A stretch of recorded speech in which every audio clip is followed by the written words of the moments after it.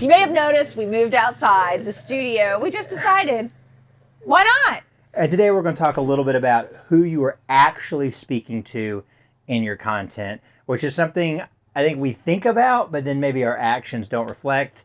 I'm Brad with Structure to Grow, and I'm joined by my wife, Nikki, today. Hey. And we're back for this segment. So we always talk about, who is being the first thing that you need to think about in marketing. But what I see out there, and we all fall victim to this, is that we're most likely to talk to our peers maybe instead of our clients when we get to speaking, especially in our content and our social media. Yeah, I would say we hear a lot of feedback, people about this particular topic, but not in the way that people think. So typically when we say who, people are like, yeah, I have an avatar. But then we also hear back, I don't want to be a YouTube star, or I'm not trying to go viral. And so in one side, they're kind of connecting with the problem of people not identifying their real who in their content. And so they start making content, or they see others making content in service businesses. And all they seem to do is build a huge community of themselves, other contractors in that same industry. I think the downstream of this, the secondary effect is people end up starting to create products and services for their peer groups, and instead of figuring out how they can do a better job at making content for the customers that their actual business or their original business solve. So if you want to make products or you want to make services for your fellow peer groups, great. There's nothing wrong with that. But what I see is people do that oftentimes because when they go out and they try to do social media or they try to do video, they naturally talk to other people who do the same things they do. So they're like, well, then I guess I need to sell things to them. I already have the audience, so let me give them a product. Which is the opposite of how I would go about it. I mean, what's your thought on that? Well, I guess it really depends. I think there are people who just start experimenting with content. Great. That's awesome. And they naturally build an audience, and then they want to monetize that, or they want to give benefit to that group. That's great.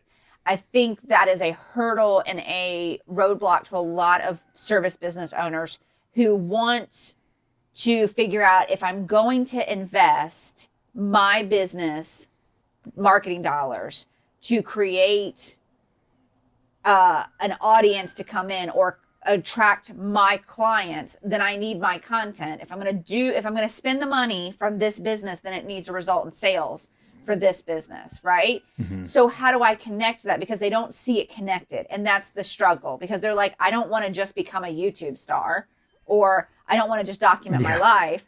Yeah. And so they're not seeing the connection of, if you take the slow step first, and I say slow, it's not actually slow, it's just do step one and figure out your content strategy for the business that you have today, mm-hmm. It can and will work for you and won't have the adverse effect. I mean, let's be honest. Anybody that makes content ends up overflowing, even if it's not for that right audience, ends up overflowing into their other business. We've seen that time and time again, right? It's happened to us.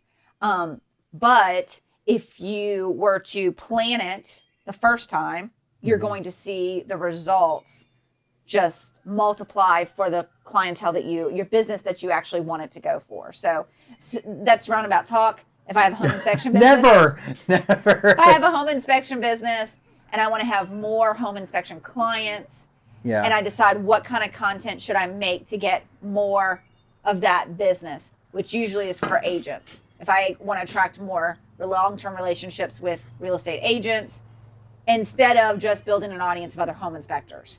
That's kind of what we're talking about here. Yeah, I think what happens is we tend to have the most commonality and empathy for those who are in the same shoes as we are. And so when we speak or we create things or we start talking, we tend to attract people who have the same feels or the same talk or the same, words that we use.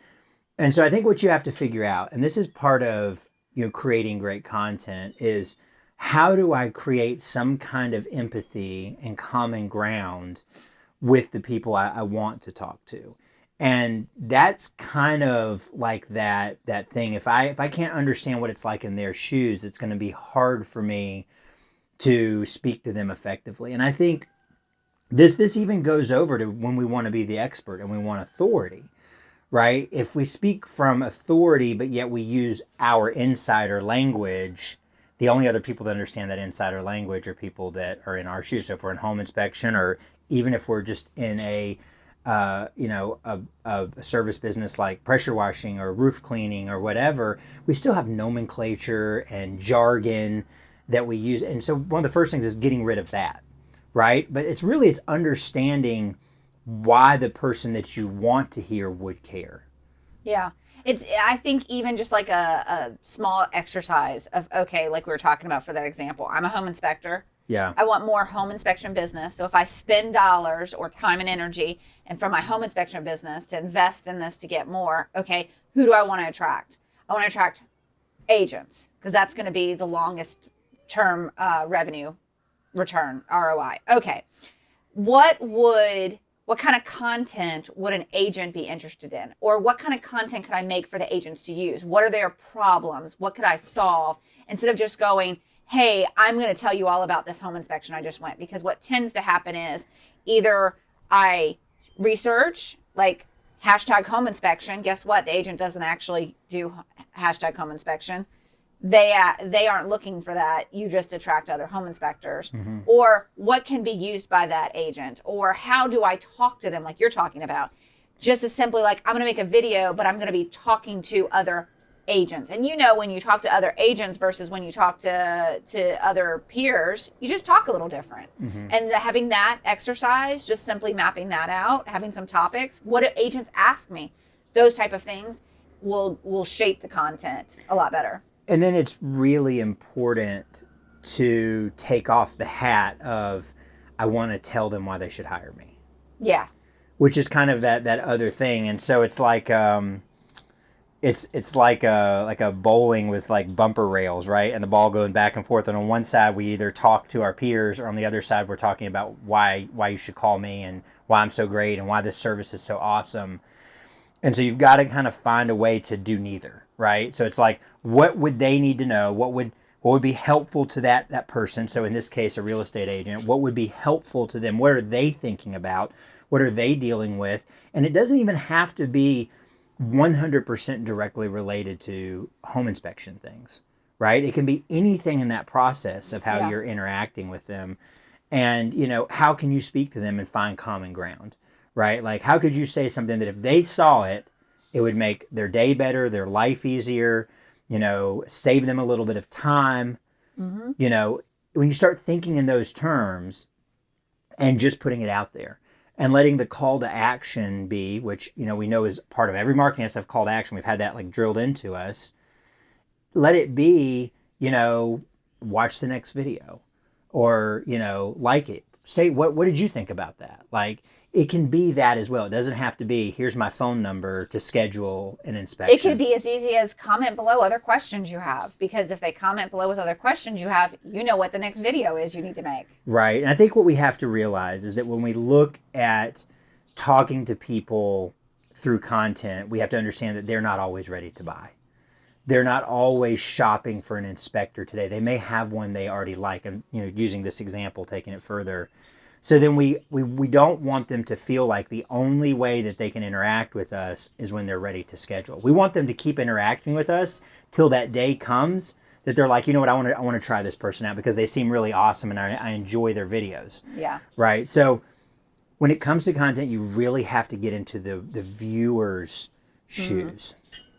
Yeah, and I just think that you have to start thinking that. So don't just look at what other home inspectors or whatever that person is, if you're a plumber, content that they're making. Because probably what you're going to find is that the content that they're making for that specific audience, you're not seeing because the algorithms and everything know that you don't have the same interest. Yeah. And so that's why it's a little hard. You have to be intentional about this. And once you're intentional, then there's ways to go about kind of finding out some more trends and stuff. But what happens is we typically are like, okay, I'm a plumber. I want to get more plumbing customers. Let me go see what other plumbers contents are making. Yeah, and I'm thinking about the guy that makes plumbing content, but it's really for plumbers. It's not, And he ended up leaving his business and becoming a plumbing coach Yeah. or type channel, Yeah, right? Like yeah, that's if you know of those people that make content, it's usually for your industry, and that's where or they end up becoming, and it's that natural progression, because when content creators started, there wasn't this like roadmap that said, hey, put on your marketing strategy hat first. And because there isn't this like roadmap for content, this isn't just like a wide plug and play type thing. There's a little bit of creativity in there. And unless you're working with a marketing agency, they don't pause you to think about this, right? Mm-hmm. The small business owner just went out. He was told to do videos, so he went and did videos. Is the marketing agency pausing to think about it, though? Or is that another conversation? That's another I think there are. I think there are. Some, yeah. There are individuals out there. Yeah. But, you know, we're in the wild west of small business marketing, of marketing demand gen. I mean, let's be real. When we go into a whole other topic of like colleges and programs to teach this type of stuff, business marketing, right? Yeah, yeah. They can't keep up with technology. Yeah. There is no like, oh, I went for internet marketing. Do you think they talked about like internet marketing how long ago? What was that? Did they have the internet when you were in school? Yes, they did. But they had no clue what they were teaching, right? So when we came out, you're not like, even if you go get an MBA today, like there's so much going on.